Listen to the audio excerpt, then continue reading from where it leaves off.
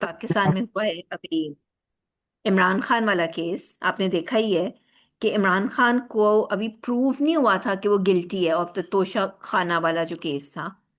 अभी प्रूव हुआ नहीं है, उसको पहले जेल में फेंक दिया था। ठीक है। हम्म। तो जहां पे रूल ऑफ लॉ को डिसरिगार्ड किया जाता है, फिर वहां पे क्या होता है कि आपके जो गवर्नमेंट होती है अपने ओपोनेंट्स को डिटेन कर लेते हैं।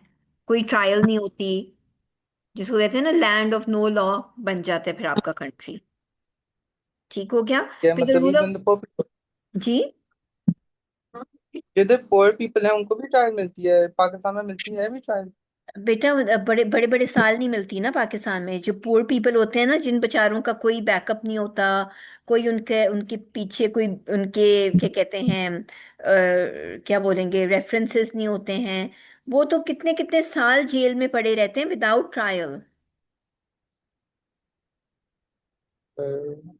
ठीक है। तो इस वजह से रूल ऑफ लॉ इम्पोर्टेंट है ना, कि अगर रूल ऑफ लॉ होगा आपके कंट्री में तो people will be treated fairly. फिर कहते हैं rule of law is also important in civil justice system as well. Civil justice आपका और क्रिमिनल में पता है क्या फर्क है मेन, अभी हम इसको डिटेल में भी करेंगे। बट सिविल केसेस होते हैं टू पार्टीज के बीच में डिस्प्यूट को रिजॉल्व करने के लिए। ठीक है। जैसे मेरा और आपका कोई डिस्प्यूट हो जाता है ओवर ओवर अ कॉन्ट्रैक्ट। ठीक है। तो हमारे डिस्प्यूट को रिजॉल्व करने के लिए जो क्रिमिनल केसेस होते हैं ना, क्रिमिनल क्रिमिनल केसेस, ये पब्लिक लॉ होता है। पब्लिक लॉ का मतलब it's for the general public, it's the same for everybody.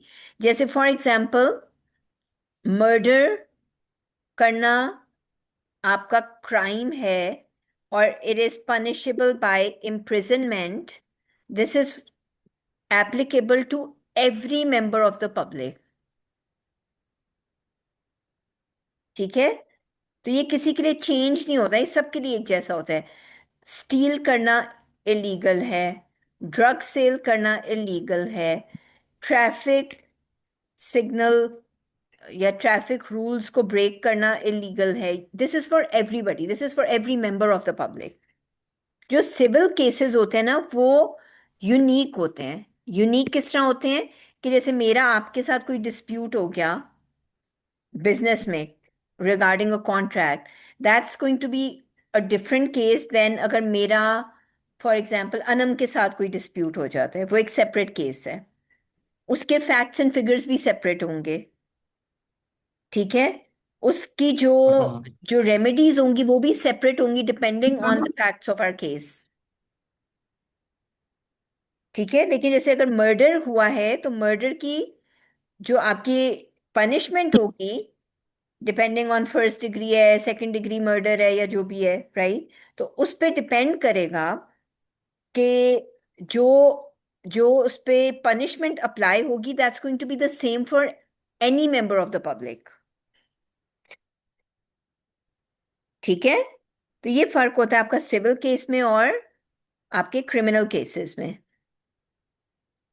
सो कहते हैं इसलिए आपका rule of law is important civil justice system में, जहां पे भी ordinary people need to be able to resolve their disputes effectively. So they should be free, they should be free from discrimination, free from corruption, and not influenced by public officials. जैसे for example आपका मेरा dispute हो गया, contract था आपका मेरा, उस पर हमारा डिस्प्यूट हो गया, अब हम दोनों कोर्ट में चले गए। अब रूल ऑफ लॉ क्या कहता है that we both have to be treated equally and the जज जो है या जो आपका लीगल सिस्टम है that has to be impartial, किसी की साइड ना लें। ठीक है। लेकिन लेट्स सपोज अगर रूल ऑफ लॉ नहीं अप्लाई करता, तो साहिल जो है, साहिल के अब्बा के बेस्ट फ्रेंड जज थे। ठीक है। और मैं एक ऑर्डिनरी हम्म। ऑर्डिनरी पर्सन हूं, I have no reference in court. तो फिर कौन जीतेगा? केस साहिल जीत जाएगा। तो इवन सिविल केसेस में भी जरूरी है, जब आपने टू इंडिविजुअल्स के बीच में डिस्प्यूट्स को रिजॉल्व करना है तो the rule of law should be applicable. जी आया समझ? जी।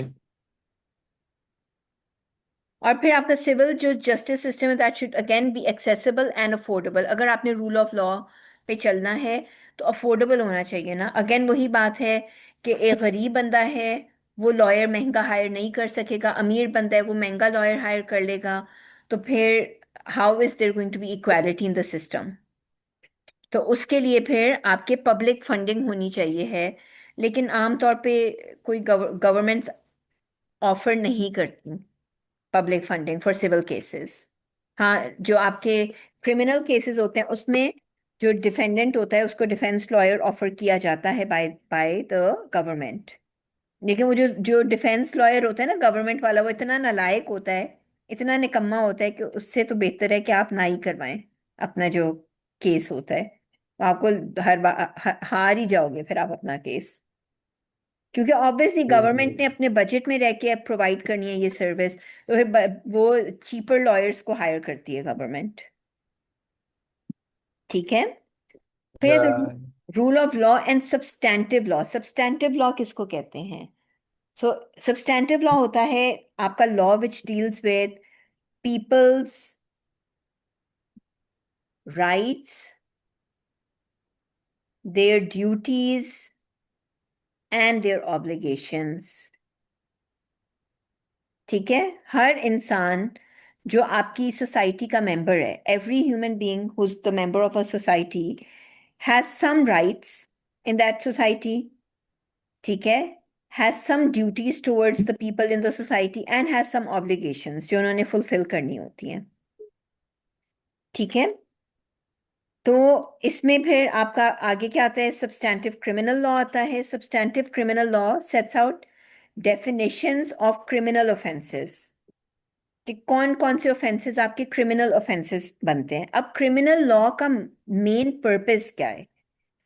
होता ये है साहिल कि जब आपके सोसाइटी में क्राइम होता है ना इंक्रीज, तो सोसाइटी में आपके दो चीजें होती हैं, एक फियर और एक डिसरप्शन होती है। ठीक है। और फॉर एग्जाम्पल साहिल ने किसी साहिल ने किसी को रॉब कर लिया। ठीक है। अब जब आपने किसी को रॉब किया ना तो हुआ क्या? That 1% did not only get affected. ठीक है। लेट्स सपोज साहिल ने रॉब किया था अनम को, और अनम का मोबाइल जो है वो रॉब किया था, राइट? अब अनम ने जब पुलिस को रिपोर्ट किया, ठीक है, जब अनम ने रिपोर्ट किया फिर वो न्यूज़ में आ गई बात, फिर वो बात पब्लिक को पता चली, तो people in the public are going to fear. एक फियर क्रिएट हो जाएगा कि oh this place is not safe, ये हमारी सोसाइटी सेफ नहीं है। दूसरी चीज क्या होती है कि जब इस तरह क्राइम ज्यादा होता है तो आपकी सोसाइटी नॉर्मली फंक्शन नहीं कर सकती है, उसमें डिस्रप्शन कॉज होती है। तो जो क्रिमिनल लॉ है ना उसका पर्पस क्या है? क्रिमिनल लॉ का पर्पस ये होता है to deter certain types of behaviour, detrimental behaviour कह लो आप, detrimental behavior that affects the society। ठीक है। तो आप किसी चीज को डिटर कैसे करते हो? अगर आप चाहते हो कोई आपके जो पब्लिक के लोग हैं, जो पब्लिक है वो ये काम ना करे, जैसे चोरी ना करे, या मर्डर ना करे, या रॉब ना करे, या कोई Yes, टेररिस्ट एक्टिविटी ना करे, तो आप कैसे उनको डिटर करोगे? can you make an example of the person who's done it? Yes, by threat Like, of punishment, by threat of punishment. ठीक है। तो क्रिमिनल लॉ में आपके जो डिफेंडेंट होता है, डिफेंडेंट कौन होता है? जिसके ऊपर ब्लेम आया है कि उसने कोई क्राइम किया है, राइट? जो आपका क्रिमिनल होता, सॉरी, जो डिफेंडेंट होता है क्रिमिनल लॉ में, उस अगर वो प्रूव हो जाए कि ही इज गिल्टी, ठीक है, if he is proven guilty, तो उसको क्या मिलती है? पनिशमेंट मिलती है। ठीक है। और पनिशमेंट यूके का क्योंकि हम लॉ कर रहे हैं तो दो किस्म की होती हैं।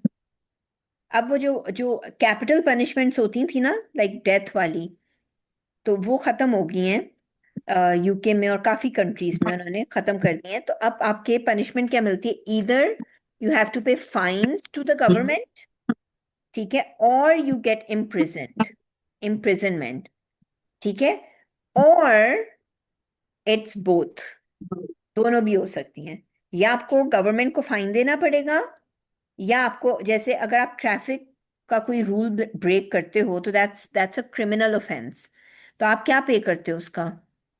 चालान पे करते हैं ना। और चालान किसको जाता है? गवर्नमेंट को जाता है। We are paying the government a fine. And imprisonment, जेल में फेंक दो। या कुछ केसेस में दोनों भी होता है कि आपको फाइन भी पे करना पड़ेगा और इम्प्रिजनमेंट भी होगी। जी आया समझ, साहिल? जी। सो कहता है कि रीजन क्या है क्रिमिनल लॉ का? पर्पस क्या है? To protect people against what? Murder, manslaughter, non fatal offences.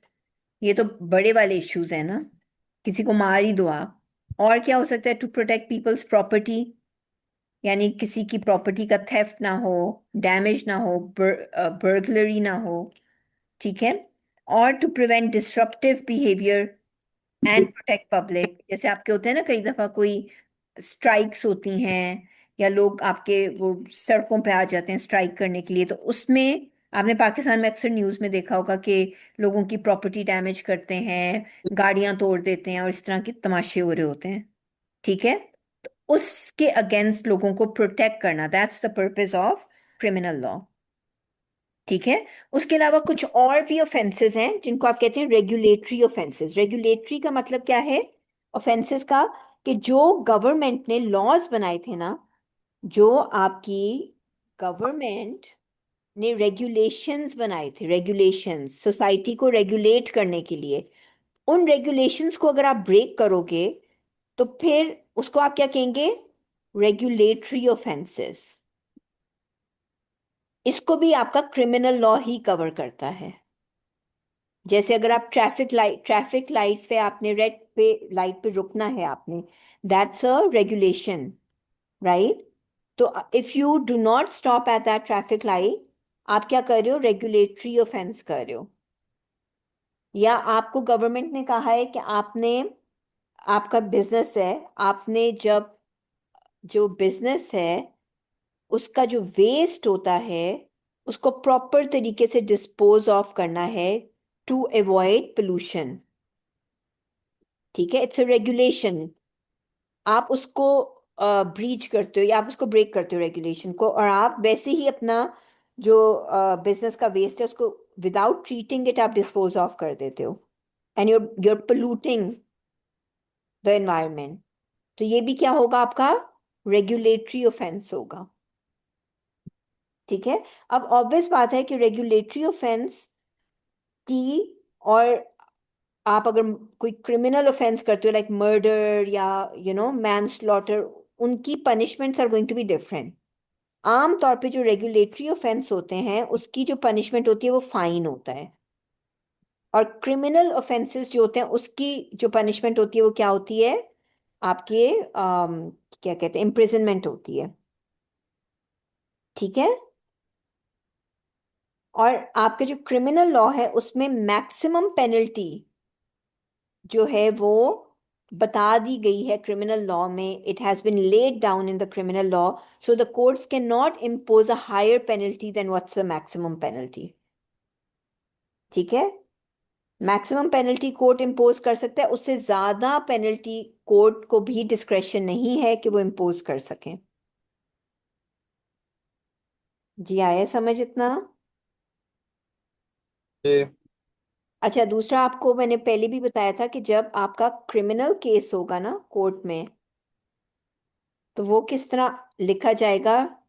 For example Rex, Rex in UK, that represents the crown, right, versus Sahil. जैसे गवर्नमेंट एक होता है रक्स गवर्नमेंट, एक होता है नाम से, है ना? हाँ हाँ। क्रिमिनल में हमेशा पहले case is brought forward by the government, और क्योंकि यूके में इट्स द क्राउन जो हाईएस्ट अथॉरिटी है, तो इट्स रेक्स वर्सेस साहिल। ठीक है, और सिविल केस होगा ना, सिविल केस, तो जो क्लेमेंट होगा ना, जो आपके अगेंस्ट क्लेम करे, उसका नाम पहले आएगा। फॉर एग्जाम्पल, रानिया वर्सेस साहिल। ठीक है। पाकिस्तान में कैसे होगा? पाकिस्तान में होगा पाकिस्तान वर्सेस साहिल। और सिविल केस कैसे होगा? अगेन सिविल में ऐसे ही होगा, क्लेमेंट रानिया वर्सेस साहिल। तो जब आप देखोगे ना स्टेट का नाम आ रहा है, तो इसका मतलब है ये कौन सा केस है? क्रिमिनल केस है। और आप देखोगे कि क्लेमेंट का नाम आ रहा है, तो फिर कौन सा केस होगा? सिविल केस होगा। जी आया समझ साहिल? जी।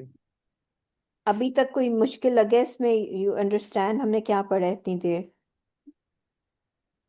जी अंडरस्टैंड। अंडरस्टैंड। ठीक है। अब आगे बात करते हैं substantive civil of tort. Tort क्या होता है, ये समझने वाली बात है। ठीक है। हाँ राइट। लॉ ऑफ टॉर्ट क्या कहता है? लॉ ऑफ टॉर्ट क्या कहता है? लॉ ऑफ टॉर्ट ये कहता है कि अगर दो लोग हैं, टू पीपल और टू पार्टीज, या two parties, even if they have no previous dealing, no previous dealing, आप जानते भी नहीं हो अगले बंदे को, but they still owe a duty of care to each other. ठीक है। और ये ड्यूटी ऑफ केयर का मतलब क्या है? It is a duty not to cause foreseeable harm to others। अब इसका क्या मतलब है? सो इसका मतलब है कि as a member of the public, every member, जो भी उस सोसाइटी में रह रहा है, जो भी पब्लिक का मेंबर है, every member has a duty on him to take care so that they do not cause, foreseeable का मतलब होता है विच कैन बी परसीव, पहले से, कि हाँ अगर मैं ये काम करूंगा तो उससे ये लॉस होगा या ये हार्म होगा। So not to cause foreseeable harm to others. जैसे फॉर एग्जाम्पल साहिल, आप कार, डू यू ड्राइव? जी। ओके। आप ड्राइव कर रहे थे, ठीक है, आपने थोड़ा तेज ड्राइव किया, फास्ट ड्राइव किया, अबव द स्पीड लिमिट। ठीक है। आप जब स्पीड लिमिट को क्रॉस कर रहे होगे, तो क्या फोर्सिएबल है कि इससे एक्सीडेंट हो सकता है? फोर्सिएबल का मतलब आप पहले से कॉन्टेम्पलेट कर सकते हो। यस इट इज फोर्सिएबल ना, कि आप तेज गाड़ी चलाओगे तो एक्सीडेंट हो सकता है। ठीक है। तो आप above the speed limit drive कर रहे थे, it was foreseeable that if you are driving above the speed limit there is a chance कि एक्सीडेंट हो सकता है, एंड देन गॉड फॉरबिड आप किसी गाड़ी को बम्प कर देते, you bumped into another car. ठीक है। अब क्या हुआ, उस कार में जो बंदा बैठा था, उसकी गाड़ी की लाइट टूट गई। ठीक है। अब वो बंदा आपको पहले से नहीं जानता, he does not know you, he is never met you before. अब मुझे बताओ, because you have no relationship with each other, do you owe him some kind of a duty? Yeah. हाँ, वो जो ड्यूटी थी ना, वो ये था कि आपका वो लॉ ऑफ टॉर्ट कवर करता है उस ड्यूटी को, कि you should not have done anything to cause harm to others. ठीक है। अब जब आपने उसको हार्म कॉज कर लिया, वो क्या कर सकता है? वो ये कर सकता है कि वो आपके ऊपर केस कर देगा, साहिल के ऊपर केस करेगा। ठीक है। Under the law of tort. और वो कोर्ट को ये जाके क्लेम करेगा कि जो साहिल ने मुझे नुकसान किया है, what ever damage was caused, ठीक है, उसके मुझे जो भी मुझे हार्म हुआ उसके मुझे डैमेजेस पे किए जाएं। सो लेट्स सपोज कि उसकी जो गाड़ी की लाइट थी, सिविक थी फॉर एग्जाम्पल, 20,000 की लाइट थी। तो कोर्ट आपको क्या ऑर्डर देगा? कोर्ट आपको ऑर्डर देगा कि उसको पे करो 20,000 रुपीज। ठीक है। So the purpose of law of tort is to return the claimant. क्या होता है पर्पस? To return the claimant to a position had the tortious act या omission not taken place। अगर आप वो उसकी गाड़ी को बम्प ना करते, उस वक्त वो जिस पोजीशन में था आपने उसको उस पोजीशन में वापस लेके आना है। ठीक है। जब आप उसको 20,000 पे करोगे और वो नई लाइट लगवा लेगा अपनी गाड़ी को, he will come back in the position के जैसे एक्सीडेंट कभी हुआ ही ना होता। That is the law of tort. आए समझ साहिल? खैर ये आगे इस पे बहुत पूरा एक सेक्शन है लॉ ऑफ टॉर्ट के ऊपर, हम उसमें इसको डिटेल में कवर करेंगे। जी साहिल, कोई सवाल अभी तक? नहीं। अच्छा, अब देखो यहाँ पे वो क्या कहते हैं लॉ ऑफ टॉर्ट के बारे में। A considerable problem is that public funding for making a claim in tort through the courts is no longer available। ठीक है, हम बात कर रहे थे ना उसकी रूल ऑफ लॉ की, और हमने कहा था फेयरनेस होनी चाहिए। अब प्रॉब्लम क्या है कि जब लोग टॉर्ट का क्लेम करते हैं तो there is no public funding available. People have to spend their own money to claim for tort, so you will have to go and hire your own lawyer and pay your own lawyer। तो वही issue आ जाएगा कि अगर आपका जो Clement है उसका ज़्यादा, क्लेमेंट का लॉयर इतना अच्छा नहीं है और डिफेंडेंट का लॉयर अच्छा है, तो डिफेंडेंट बच जाएगा। ठीक है। फिर है सब्सटैंटिव लॉ ऑफ कॉन्ट्रैक्ट। ये क्या होता है? अच्छा, अब जो आपका लॉ ऑफ कॉन्ट्रैक्ट होता है ना, वो किस चीज में डील करता है? कॉन्ट्रैक्ट होता क्या है पहले? Any idea what a contract is? An agreement between two people, or agreement between some people. Yes yes, Uh, but which? a written document. हाँ, डॉक्यूमेंटेशन जरूरी नहीं है, हम उस पर आगे बात करेंगे। बट होता क्या है, it is a legally binding agreement that can be enforced bye law. ठीक है, लीगली बाइंडिंग का मतलब क्या है कि दो लोगों के बीच में एक एग्रीमेंट हुआ for anything, for sale of property कह लो, कार सेल की थी, गुड सेल या परचेज किए थे, ठीक है, कोई सर्विसेज ली थी, any kind of a agreement हुआ दो लोगों के बीच में जो कि लीगली बाइंडिंग है।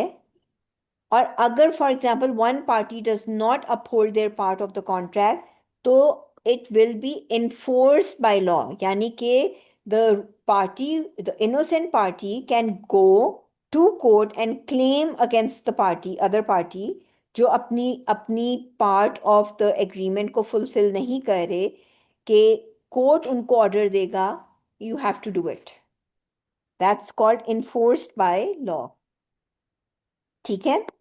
तो जब कॉन्ट्रैक्ट बनता है ना दो लोगों के बीच में, तो कॉन्ट्रैक्ट के ना कुछ प्री रेक्विजिट्स होते हैं। प्री रेक्विजिट्स का मतलब है कुछ प्री कंडीशंस होते हैं that have to be met. ठीक है, वो हम डिटेल में आगे कवर करेंगे। ठीक है, अभी मैं वो आपको डिटेल में नहीं बता रही, बिकॉज वो पूरा उसके ऊपर फिर अगेन वही बात है कि पूरा एक सेक्शन है कॉन्ट्रैक्ट लॉ के ऊपर। ठीक है। तो पहली चीज क्या है, कॉन्ट्रैक्ट लॉ के कुछ प्री रेक्विजिट्स होते हैं। अगर ये कंडीशंस मीट होंगे तो आपका कॉन्ट्रैक्ट बनता है, राइट?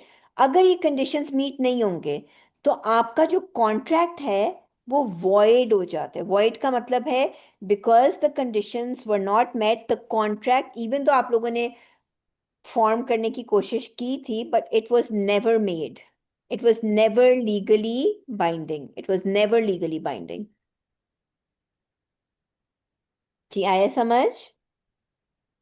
जी। और फिर कुछ कॉन्ट्रैक्ट्स आपके होते हैं voidable, ठीक है? इसका मतलब है voidable का, तो contract was made, contract was made, it was legally binding,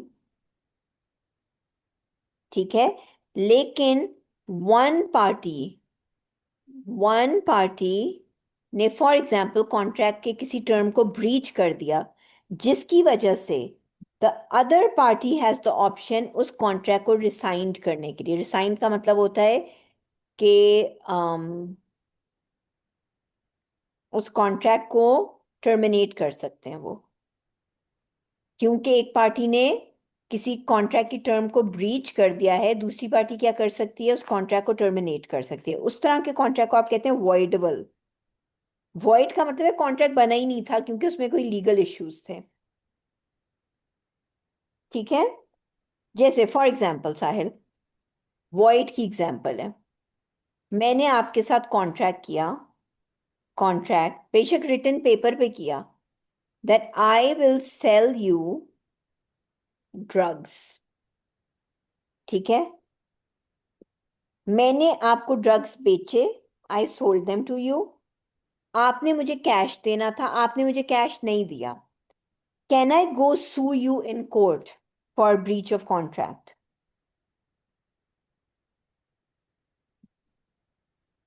बताओ। मैं आपको सू हाँ। नहीं कर सकती क्योंकि कॉन्ट्रैक्ट ही वॉइड था। क्यों कॉन्ट्रैक्ट वॉइड था? कि ये लीगल ही नहीं था, इट वॉज इलीगल, तो कॉन्ट्रैक्ट बना ही नहीं था। क्यों? क्योंकि ये इलीगल था, ठीक है? वॉइडेबल अब कैसे होगा? वॉइडेबल का मतलब है कि जिस कॉन्ट्रैक्ट को वन पार्टी टर्मिनेट कर सकती है, राइट? सो वॉइडेबल की एग्जांपल है, फॉर एग्जांपल मेरा और आपका कॉन्ट्रैक्ट हुआ कार परचेज करने का, ठीक है? Sahil sold his car to Ranya, ठीक है? अब जब आपने मुझे कार दी तो कॉन्ट्रैक्ट में ये लिखा था the car is going to be in a usable condition, right? जब आपने मुझे कार दी तो कार इतनी सिवियरली डैमेज थी कि वो तो स्टार्ट भी नहीं हो रही थी, ठीक है? कॉन्ट्रैक्ट हमारा बन गया है और लीगल कॉन्ट्रैक्ट है, कार परचेज करना कोई इलीगल एक्टिविटी नहीं है, लीगल कॉन्ट्रैक्ट है।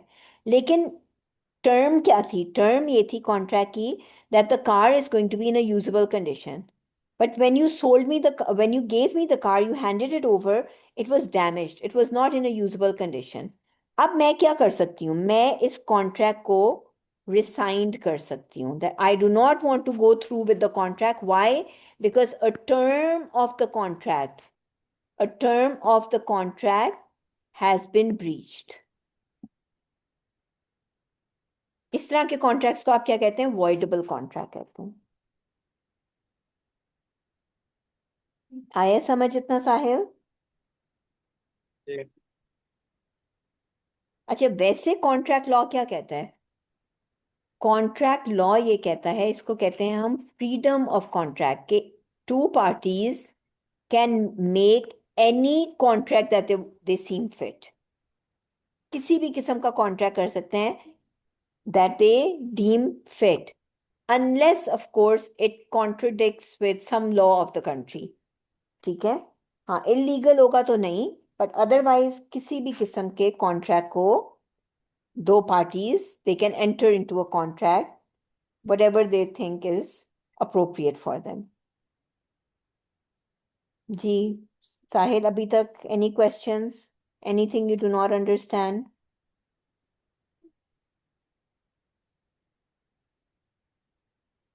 अभी हमने सब कुछ सब्सटैंटिव समझ। कवर कर लिया है और हमने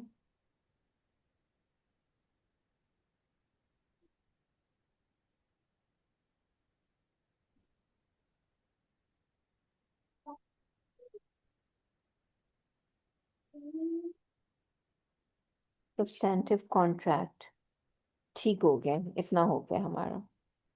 अच्छा, नेक्स्ट हमारा टॉपिक है सिविल एंड क्रिमिनल के बीच में डिफरेंस क्या है, और है substantive law of human rights. अब ह्यूमन राइट्स का लॉ क्या कहता है? सो ह्यूमन राइट्स का लॉ का मतलब है कि there are certain rights that every human being has, ठीक है, and those rights should be applied to everyone without discrimination, regardless of the color of their skin, regardless of their religion, regardless.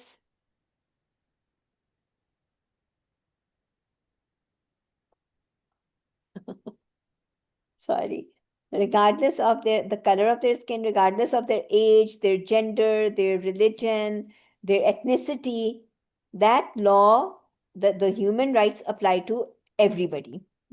ठीक है? तो ये जो human rights है ना, European convention on human rights हुआ था, जिसमें जितने यूरोपियन यूनियन के कंट्रीज थे उन्होंने एक लॉ फॉर्म किया था फॉर बेसिक ह्यूमन राइट्स। तो ये सारे यूरोपियन यूनियन के कंट्रीज पे अप्लाई करता था, and UK was a part of European union until Brexit. Brexit का पता है ना आपको? ये तो जब ब्रेक्सिट हो गया and UK no longer was, क्या कहते हैं, a member of European Union, लेकिन यूके ने इन द मीनवाइल ये किया था कि जो यूरोपियन यूनियन का कन्वेंशन लॉ था, they incorporated it into their own national law. उन्होंने अपने जो जो लेजिस्लेशन होती है ना, एक्ट है ना, ह्यूमन राइट्स एक्ट, एक्ट क्या होता है? वो लॉ जो आपकी पार्लियामेंट में पास होता है, so they made it part of their legislation. ठीक है? So even though now UK is no longer a part of European Union, but that European convention law that still applies to UK because it's part of their own legislation now.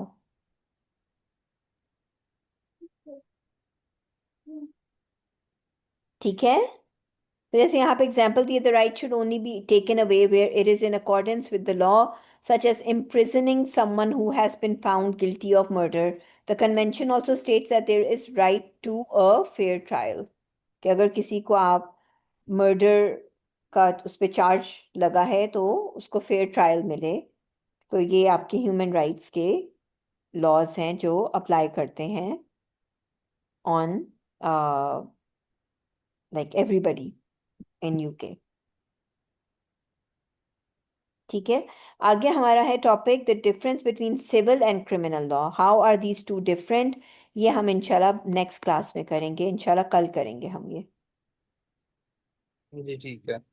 ठीक है? अभी जितना हमने किया है आपने उसको ज़रा अच्छे से go through it, read through it, ताकि आपको समझ आ जाए। अगर कोई उसमें इशू आता है, समथिंग यू डोंट अंडरस्टैंड, फिर आपने मुझे बताना है, हम उसको डिस्कस कर सकते हैं। जी ठीक है। चलिए, that's it for today Sahib. तो अल्लाह हाफिज।